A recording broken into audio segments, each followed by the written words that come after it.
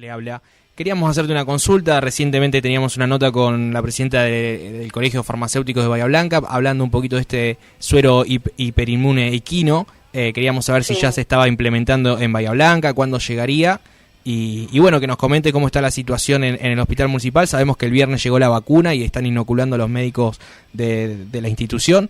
Así que te abrimos la pregunta para que nos puedas despejar estas dudas que genera todo lo que está sucediendo a nivel vacunación y medicación respecto al coronavirus. Bueno, con respecto al suero hiperinmune, me parece que la información explotó demasiado de golpe y todavía no está tan clara las cuestiones. El suero no es gratuito, el suero es un producto medicinal que está a cargo de un laboratorio y que está a la venta y que hay que pagarlo y hay que conseguirlo, y eso también tiene sus trabas. Es un medicamento costoso, así que hay que ver de qué manera se va a implementar en los hospitales y en el sistema público. Me parece que hay que ser muy cautos con la información respecto a eso, primero y principal porque el suero no es para cualquiera, es para pacientes muy puntuales, son pacientes que están internados, que muestran un cierto criterio de gravedad, pero que a su vez no están críticos. Quiero decir que cuando un paciente ya está muy comprometido, está en terapia intensiva, está respirado, tampoco va a tener beneficio con este tratamiento. Y siendo que, bueno, son tratamientos tan costosos, hay que tener claro eso, porque entiendo la desesperación de la gente y todo lo que está pasando, y ya llevamos un año de esta tortura de incertidumbre continua. Entonces, cuando uno tiene un familiar grave internado, quiere recurrir a todo. Ustedes saben que hace poquito hubo un fallo inédito, y yo diría bastante, no sé si polémico, vergonzoso, no sé qué palabra ponerle, donde un juez obliga a un hospital a administrar una sustancia que está claramente contraindicada y se considera una sustancia tóxica. Entonces, tenemos que ser muy cautos porque la gente, en la desesperación que tiene, porque, bueno, es muy feo cuando esto te toca de cerca o cuando es un familiar el que está internado, saber que existen terapéuticas y a veces no tener acceso. Digamos, hay que tener en cuenta eso, que es un medicamento que todavía se está estudiando, que los trabajos que hay incluyeron muy poquitos pacientes. Entonces, si bien ha mostrado un cierto beneficio, convengamos que el trabajo en el que se basan es un trabajo con 200 y pico de pacientes. Así que bueno, hay que tener en cuenta varias cuestiones, y creo que todavía va a tardar un poquito en que esto esté totalmente disponible y lo podamos aplicar, al menos en lo que es la esfera pública. En la esfera privada, por supuesto, que cualquiera que tenga el dinero y lo quiera comprar y lo quiera utilizar, este sí es un medicamento que está autorizado por ANMAT y que cualquier médico podría prescribirlo. Bien, teme que, me parece prudente su aclaración, teme que esta nueva sustancia tienda a despertar expectativas a corto plazo y consecuentemente a relajar las medidas de prevención y de cuidado en la sociedad. Sí, pero lo que a mí me preocupa es eso, que la gente piensa que es algo sencillo de obtener y es un medicamento muy costoso. Yo no creo que la mayoría de los hospitales públicos en este momento están pasando problemas económicos, porque todo lo que respecta al COVID generó gastos extras en los hospitales. Ustedes piensen todo lo que se gastó en un año de equipos de protección personal, de pruebas de PCR. La PCR, que es el estudio que se usa para diagnosticar el COVID, es una prueba carísima. Cuando uno va al hospital público, es atendido gratuitamente, entonces uno tiende a pensar que la medicina estatal es gratis, y la medicina estatal no es gratis, es todo lo que un hospital usa también se compra y se paga. Entonces, es difícil de implementar esto. Estamos hablando de medicamentos que tienen valores de 6 cifras, entonces hay que tener en cuenta eso, que no va a ser tan fácil de implementar, y que además son tratamientos que todavía están en estudio, que es algo, si vos me decís que yo te lo compare con algo, es muy similar a lo que se hizo con el plasma de las personas recuperadas. El sistema de tratamiento es el mismo, el enfoque del tratamiento es el mismo, y te diría que el alcance también. O sea, es un tratamiento que puede mejorar a aquel paciente que tiene muchas chances de que le vaya mal, o sea, que tiene criterios de gravedad, pero que todavía no está crítico. O sea, que hay un punto también exacto para aplicarlo, no es que se pueda aplicar en cualquier momento de la enfermedad. Y que no, o sea, no es que va a cambiar totalmente el rumbo de la enfermedad. Por eso tenemos que seguir haciendo mucho hincapié en que la gente se tiene que cuidar de no toparse con el coronavirus, porque lamentablemente no hay garantías de que le vaya bien con este tratamiento o con cualquier otro. O sea, lamentablemente en el camino vamos a seguir teniendo casos y muchos muertos. Buen día, Laura. Joaquín Moral te saluda. Te quería consultar acerca de esta orden judicial que mencionabas. ¿Existe la posibilidad de que el médico pueda negarse? Mira, yo la verdad que entiendo que sí. Lo que pasa que, ¿sabés cuál es el problema de los procesos legales? Es que tienen otros tiempos que los procesos médicos. Claro. Porque vos podés negarte, o sea, yo te puedo poner un abogado y decirte, mira, yo no voy a pasar estas sustancias porque es tóxica. El otro día escuchaba en la discusión gente que decía, no, porque vos podés ser objetor de conciencia. No, objetor de conciencia es para un procedimiento médico autorizado que vos no estás de acuerdo de hacer. Por ejemplo, sería el ejemplo del aborto legal, o sea, de la ley de interrupción del embarazo.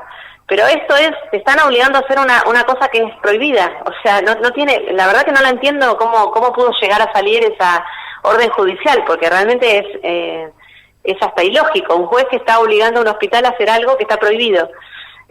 Así que bueno, entiendo que el problema que vos tenés en esos casos es que vos estás hablando de un paciente que está crítico, que se va a morir hoy o mañana, y bueno, sí, vos podés salir a buscar un abogado y todo lo demás, pero es medio difícil en el momento de discusión con la familia llegar a esos términos, porque no tenés tiempo de hacer todo eso. Claro. Así que no sé cómo lo habrán manejado, la verdad que no lo sé, porque imagínate que es toda una cadena de cosas, ¿no? Un médico que tiene que escribir la indicación en la historia clínica, una enfermera que tiene que ir a aplicárselo.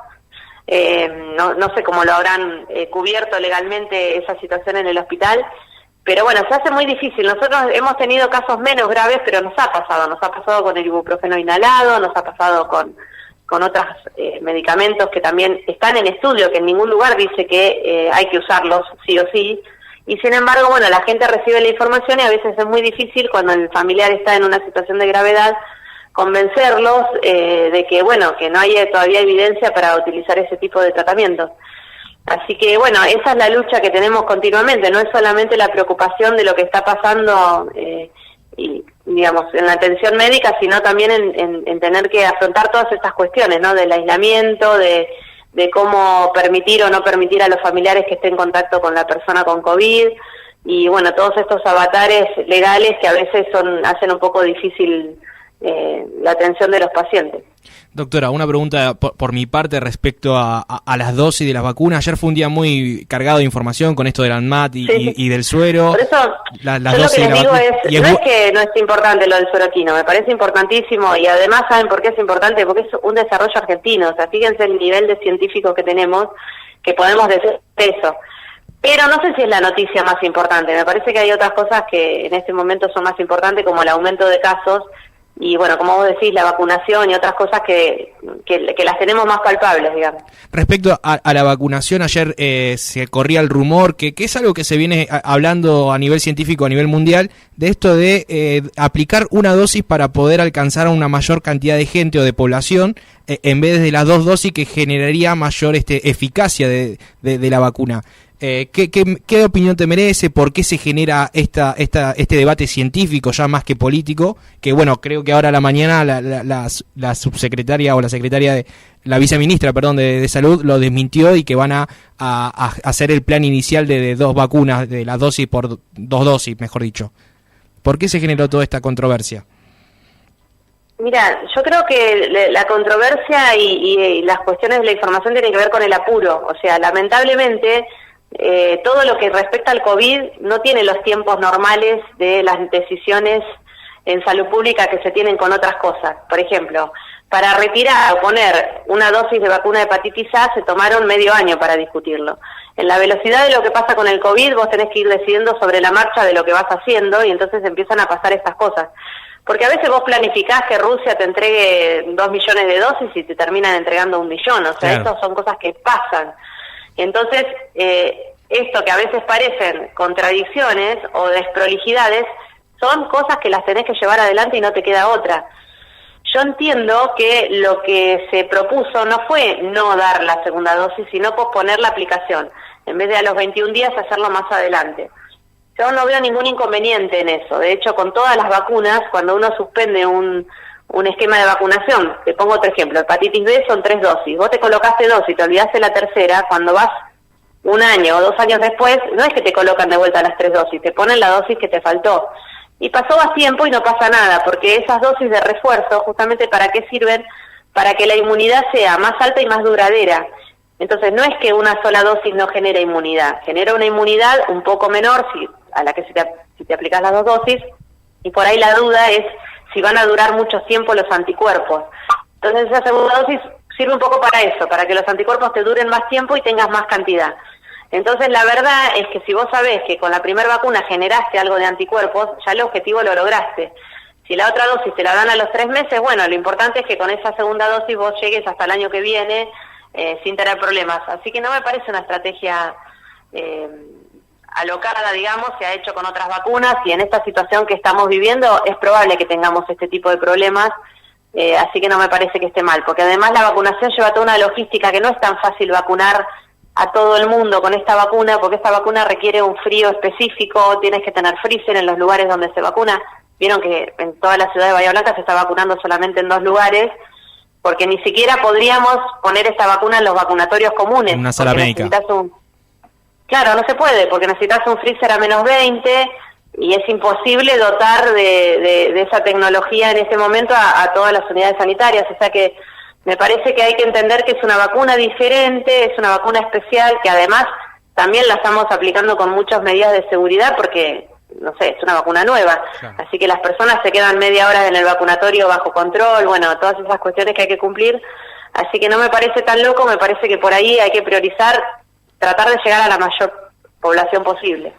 Una consulta, recién usted comentaba, doctora, de la velocidad del coronavirus. Uno veía en Europa que el verano lograron pasar con casos de 100, 200 casos, que hubo realmente una baja en los contagios, que ellos pueden hablar de una segunda ola porque tuvieron una baja en el verano. ¿Qué sucedió acá en América Latina, no solo en Argentina, que el verano no tuvimos esa chance de poder bajar los casos a menos de 4 cifras? Llegamos a unos 4.000 casos y ahora se volvió a disparar. ¿Ha sido esta nueva cepa que es más resistente, no sé si al verano, el calor también se lo asociaba un poco? ¿Por qué sucede esta velocidad y que está generando todo este apuro por necesitar las vacunas y problemas con la producción, la logística y demás? No, el virus no tiene la culpa para nada, chicos, por favor, se los pido. No es nueva cepa, nada. Nosotros estamos con el mismo virus, sigue circulando el mismo virus. Hay algunas cuestiones, hay notificaciones de una cepa brasilera que es un poco diferente, y hay algunas notificaciones en el país de que ha habido casos, pero la realidad es que acá hay 2 problemas, en la Argentina y en Latinoamérica, como vos decís. La idiosincrasia de nuestra cultura, que no estamos acostumbrados a asumir ninguna normativa, cumplirla, mantenerla en el tiempo, es la realidad. Y la otra es la decisión política. En Europa se pasaron las fiestas encerrados. O sea, quiero decirte, acá cuesta mucho que los gobernantes digan, bueno, hay que hacer esto y se hace y no me importa lo que vos opines. Hay mucha cuestión de manejo político, de que si queda bien, que si queda mal. Fíjate que estamos en una situación mucho peor de la que estuvimos en octubre y sí, las restricciones no existen. Así que claramente la culpa no la tiene el virus, la tenemos nosotros como población, que no aprendimos nada de cómo nos tenemos que cuidar, porque no estamos haciendo lo mínimo que teníamos que hacer, que era distanciarnos, no juntarnos, elegir unas vacaciones distintas, todo lo que hablamos antes de que lleguen las vacaciones. Y la otra cuestión es esa, me parece que políticamente ya se le soltó la mano al coronavirus y que haga lo que quiera, así que bueno, tendremos que afrontar esta realidad, que va a ser muy distinta de la que pasó en Europa, donde se les empezó a subir un poquito la cantidad de casos, restringieron todo de nuevo. Bueno, muy amable todas las dudas despejadas. Siempre es importante, luego de las expectativas que generamos a veces nosotros desde un micrófono, poder hablar con gente como usted, que bajen, que nos cuenten la realidad médica, cómo es la situación, y bueno, siempre apelar a la responsabilidad de las personas, porque parece ser que de la política no vienen restricciones o medidas más duras, que es lo que aparentemente se merece la situación. Sí, yo creo que como todo en la salud, lo más importante es lo que vos quieras hacer con tu salud. Así que hay que apelar a que la gente se quiera cuidar, nada más, como en otras patologías, y entender que esto es una cuestión de cada uno, y que bueno, si nos ayudan con alguna normativa o con alguna cuestión que nos marque un poco el camino, está perfecto, pero cada uno tiene que decidir.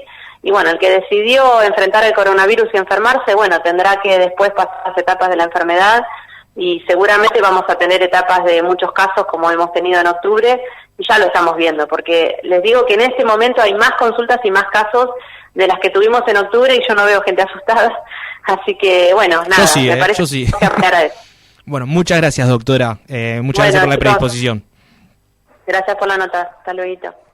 Bien, ahí pasa.